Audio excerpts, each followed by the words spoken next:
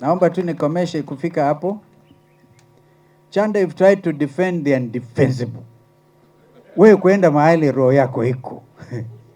Because ukianza saja kutosha ushuru mkate na useme mkate ati unaongeza ushuru kwa sababu your own party member and chairman of the finance committee anasema anaongeza ushuru kwa sababu wamegundua mkate ndiyo inasababisha kula mkate kunaleta diabetes. My goodness.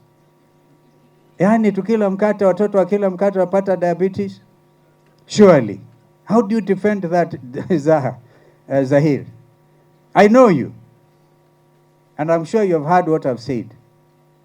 There's going to come out of this nation in the months, probably year or years to come, a true people-driven revolution.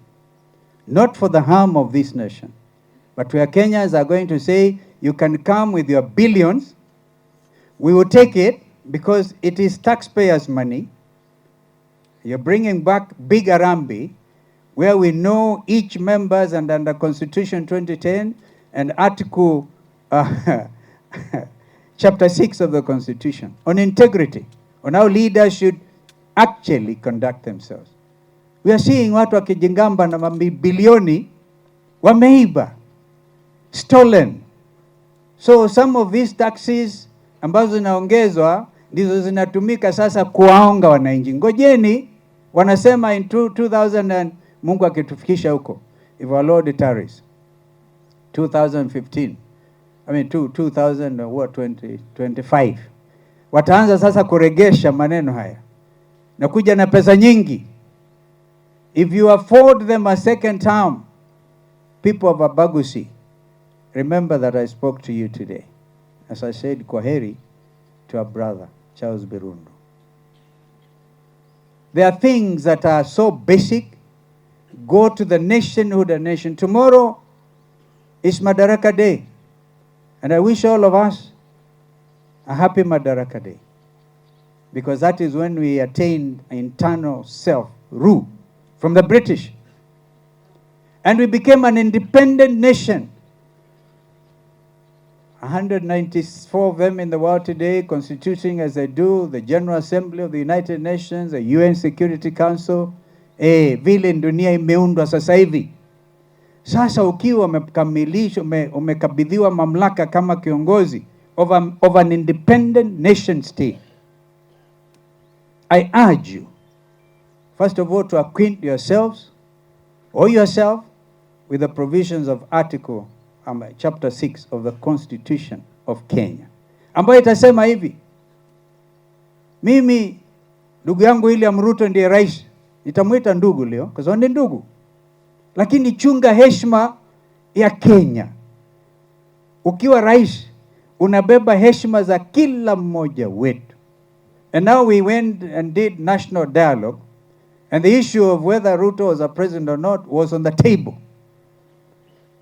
I was a co-chair, na tukasema kwamba even ahead of fungua sava, kama ndugu yangu Raila alikuwa akisema, nasema sasa hata ikifunguliwa, for the time being amekabidhiwa instruments of power. Now one time William said, munaangalia hii kisu nimepatiwa, hii sio ya kukata sukuma wiki. But that's okay. Perhaps it's an expression of some kind. My advice to my brother William, you are carrying the integrity of this nation. So, first of all, if you are president, you should work hard and make sure the pride of Kenya, which is Kenya Airways, stands strong. Like Ethiopians did, Ethiopian Airways. Ethiopia hata ikienda vipi naende vipi, Ethiopia will remain Ethiopia because of Ethiopian Airline. Kenya Airways have been struggling. If I was president today, there's no way, even in the US where you have come from, they do these things. They strengthen. After COVID, they did positive things to strengthen some of these ailing parastatals, confirm. So Kenya Airways will not go anywhere. We will not allow Kenya Kwanza to mess up Kenya Airways. We will not allow you, believe you or me, believe you me, we will not. Because hata kama ni 10 million, your friends are paid for a special royal jet to take you from Dubai to the United States of America. First of all, we ask some basic questions under Chapter 6. Who are these friends? They need, I see the government spokesman amejaribu kueleza ni UAE government. I believe that if a statement is issued from Arab Emirates, kusema ni sisi. Beyond that, we'll look at this as entrepreneurs, Zahir. Entrepreneurs. And then they give you a royal jet to fly across the Atlantic. What is their interest? By the way, if you get any gift and you're a state officer, ni lazima kwanza hiyo itambulishwe. Useme hii, in fact, you should give it to the speaker if you're a member of parliament. So these are some of the basics. And this is a current issue. The church pray for national integrity. A head of state must carry the dignity. You cannot. We will say, do not, next time William Ruto, ukipatiwa zawadi ya ndege, sema no, fly Kenya Airways. I'll give you some respect. I'll give you. I was Kibaki's vice president, and I received him severally on that route, New York to Nairobi. Even if it's expensive, 90-something million. And this is a national carrier. And you know it is providing employment to your citizens. Employment. Why create employment elsewhere? And we have the youth badge here.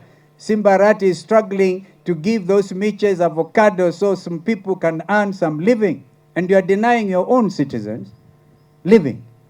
Kwa hivyo sitaki niwakasirishe.